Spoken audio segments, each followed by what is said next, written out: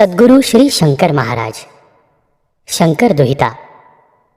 शंकर शिवाचा अंश शंकर. नाशिक जिल्ह्यातील सटाणा तालुक्यातील अंतापूर गावात सच्शील सज्जन चिमणाजी आणि त्यांची पत्नी राहत होती.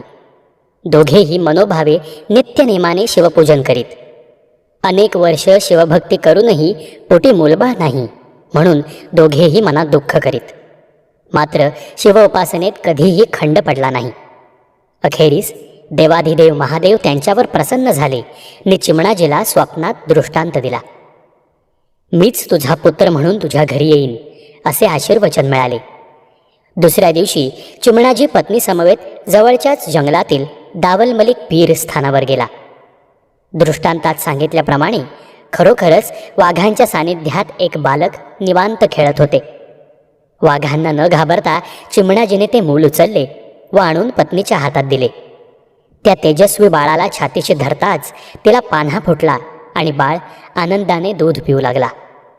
बाळाला घेऊन प्रसन्न मनाने दोघेजण घरी परत आले. चिमणाजीच्या स्वप्नाची चेष्टा करणारी मंडळी आश्चर्यचकित झाली. बघता बघता बातमी साऱ्या अंतापूर गावात पसरली. सारा गाव या बालकाला पाहायला चिमणाजीच्या घरी येऊ लागला आणि त्याचे दिव्य तेजस्वी रूप पाहून आश्चर्य करू लागला. भगवान शंकराच्या कृपाप्रसादाने बाळ मिळाला म्हणून चिमणाजीने त्याचं नाव ठेवलं शंकर. शिवाचा अंश शंकर. आई वडिलांच्या प्रेमळ सहवासात शंकर हळूहळू वाढू लागला. लुटूपुटूचा देव करून सवंगडी जमावून भजन कीर्तन प्रवचन यात रंगू लागला. जवळच्या जंगलात एकांतात ध्यान लावून बसायला त्याला अतिशय आवडे. त्याची ही धार्मिक ओढ सगळ्या गावात कौतुकाचा विषय झाली. शंकरच्या वेगळेपणाची आईवडिलांनाही जाणीव झाली. शंकर 8 वर्षांचा झाल्यावर गुरूंच्या आज्ञेनुसार पुढील प्रवासाला निघाला. सर्वांचा निरोप घेऊन अंतापूरहून साधनेसाठी त्याने हिमालयाकडे जाणारी वाट धरली. अक्कलकोटचे श्री स्वामी समर्थ माझे गुरु आहेत. श्री स्वामी समर्थ मंत्राचा जप करा. माझ्या गुरूंचे जिथे नामस्मरण होते तिथे मी आहे. पायी पायी छोटा शंकर हिमालयाकडे निघाला. अनोळखी प्रदेश अनोळखी लोकांना भेटत गुरूंचे स्मरण करत शंकर पुढे पुढे चालू लागला. वाटेत अनेक ठिकाणं पाहिली. अनेक माणसं भेटली.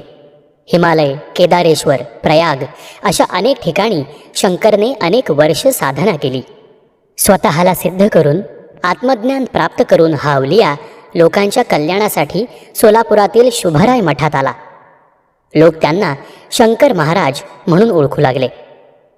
अष्टावक्र देह, बेताची उंची, सावळा रंग, भेदक मोठे डोळे, गुडघ्यापर्यंत लांब हात, विस्कटलेले केस, कधी वाढलेल्या दाढीमिशा, पण चेहऱ्यावर कायम विलक्षण तेज असे महाराजांचे रूप. लहान मुलांप्रमाणे बोबडं बोलणं, पण ज्ञानेश्वरीवर प्रवचनाचा मोठा व्यासंग. कधी बालभावात हसणं तर कधी गडगडाटी हास्य. हातात विविध अंगठ्या, वेगवेगळा पोशाख अशी महाराजांची विविध रूपं लोकांनी पाहिली. पण त्यांचे खरे स्वरूप फार थोड्या भक्तांनीच जाणले. अक्कलकोटचे श्री स्वामी समर्थ माझे गुरु आहेत. श्री स्वामी समर्थ मंत्राचा जप करा. माझ्या गुरूंचे जिथे नामस्मरण होते तिथे मी आहे असे ते भक्तांना सांगत. सर्व जातीपातीच्या भक्तांना ते त्यांच्या त्यांच्या धर्माप्रमाणे मार्गदर्शन करत. त्यामुळे हिंदू मुस्लिम ख्रिश्चन असे सर्व धर्मीय त्यांचे भक्त होते. वेगवेगळ्या प्रांतातील वेगवेगळ्या भाषा त्यांना उत्तम येत असत. त्याबद्दल आश्चर्य करणाऱ्यांना महाराज सांगत, भाषेच्या उगमाच्या पलीकडील तत्वाशी जो एकरूप होतो तो माणसाची नाही तर पशुपक्ष्यांची भाषाही जाणतो. मूळ चैतन्याशी एकरूप झालेले असे दिव्य अवलिया शंकर महाराज यांच्या चरित्रकथा आता आपण ऐकूयात. सद्गुरूंवर निष्ठा आणि दृढ विश्वास ठेवून कर्म केल्यास अशक्यही शक्य होते.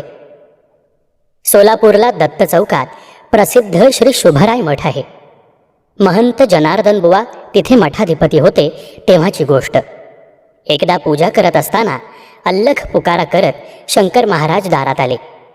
जनार्दन बुवांना त्यांच्या ठाई एकमुखी दत्ताचे दर्शन झाले. थोड्या वेळाने भानावर येताच अष्टावक्र रूपातील शंकर महाराज दिसले. महाराजांनी बुवांना गाभाऱ्यात नेले व दोघे गुप्त झाले. महाराजांनी कुरवपूरला नेऊन जनार्दन बुवांना अनुग्रह दिला आणि थोड्या वेळात पुन्हा शुभाराय मठात आणले. श्री शुभाराय मठ जक्कलमळा ही महाराजांची सोलापुरातील आवडती ठिकाणं. अनेकदा महाराज इथे येत राहत. भजन, कीर्तन, प्रवचने यात रंगत. महाराजांच्या लीला अनुभवताना भक्तांना परमानंद होई.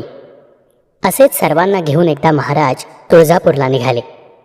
जनार्दन बुवांना महाराजांनी तिकीट काढ म्हणून फरमावले. पैसे नव्हते तरी जनार्दन बुवांनी खिशात हात घालून 2 रुपये काढले व तिकीट घेतले. परत आलेले 8 आणे खिशात घालताच पुन्हा 2 रुपये मिळाले. अशी जवळजवळ 40 तिकिटे घेतली. कंडक्टरही हे पाहून आश्चर्यचकित झाला. सद्गुरूंवर निष्ठा आणि दृढ विश्वास ठेवून कर्म केल्यास अशक्यही शक्य होते, हेच जनार्दन बुवांच्या कृतीतून आपल्याला लक्षात येते. शंकर महाराजांच्या भक्त मंडळींमध्ये ते जनुकाका म्हणून ओळखले जात. जनुकाकांनी तन मन धनाने महाराजांची सेवा केली. ते महाराजांचे पट्ट शिष्य होते. जनार्दन बुवांना शिष्य उपदेश देण्याचा अधिकार महाराजांनी दिला. त्यामुळे मठात समाधीच्या डाव्या बाजूस चौरंगावरती जनुकाकांचा फोटो व पुढे पादुका आपल्याला पाहायला मिळतात.